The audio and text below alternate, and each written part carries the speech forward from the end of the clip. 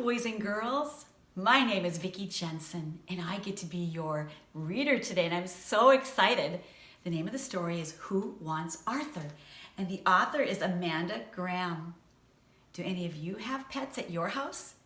You might hear my dogs because they're right outside the door, so you listen carefully. And while I read the story, you see if you can hear my dogs. Maybe you will. Maybe some of you have cats at your house. Maybe you have fish.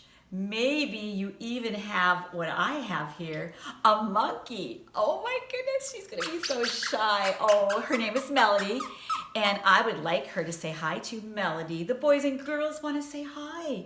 You're the reading monkey. Will you say hi to them? Oh my goodness, she's so shy. Okay, let's do this.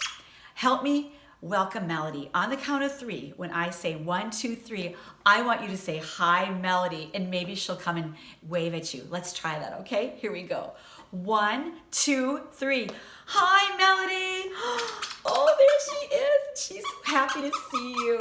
Oh, Melody, isn't this just a great day? Could you wave to the boys and girls? Oh, that's great. We're excited to read the story now. So, Melody, why don't you blow the boys and girls a kiss, and then we'll get ready for story time. Here it comes, get ready. Oh, there it is. Okay, Melody's gonna sit right here, and I know she'll be a really good listener, just like you're a very good listener. So let's get started. Who wants Arthur?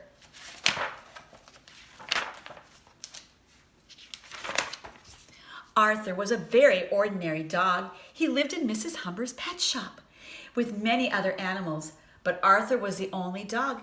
All the other dogs had been sold because dogs were very popular. All the dogs except Arthur. He was just an ordinary brown dog.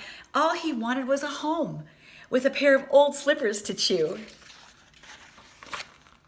On Monday morning, Mrs. Humber got some rabbits in the window. By the end of the day, the window was empty, except for Arthur.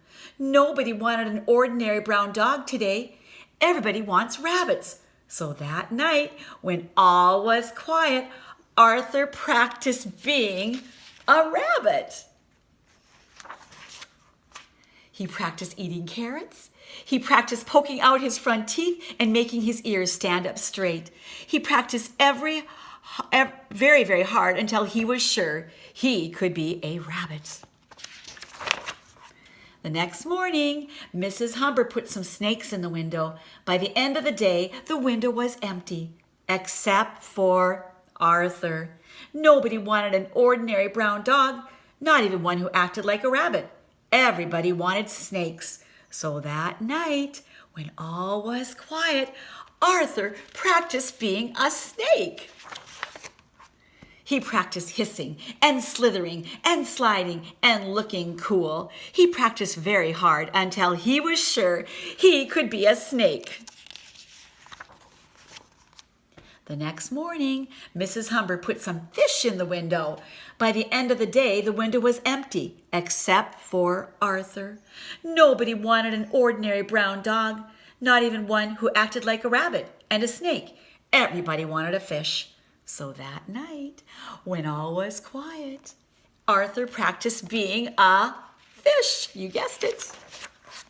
He practiced swimming and blowing bubbles and breathing underwater. He practiced very hard until he was sure he could be a fish.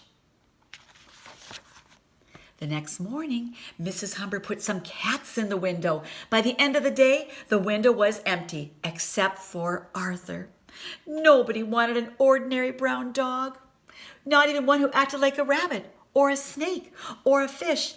Everybody wanted a cat. Arthur felt he would never find a home with a pair of old slippers to chew. The next morning, Mrs. Humber put the rest of her pets in the window. There were 2 hamsters, a cage of mice, 3 canaries, a blue parakeet, a green frog, 1 sleepy lizard, and Arthur. Arthur jumped on lily pads, squeaked and nibbled cheese. He purred, croaked, and even tried to fly. By the end of the day, the window was empty, except for Arthur. Arthur was all worn out. He collapsed in the corner of the window. Now he was sure he would never find a home, whether he was a rabbit, a snake, a fish, a cat, or a purple-spotted three-headed donkey. Arthur decided that he might as well be just an ordinary brown dog. Late that afternoon, Mrs. Humber was just about to close the shop. In came a little girl with her grandpa.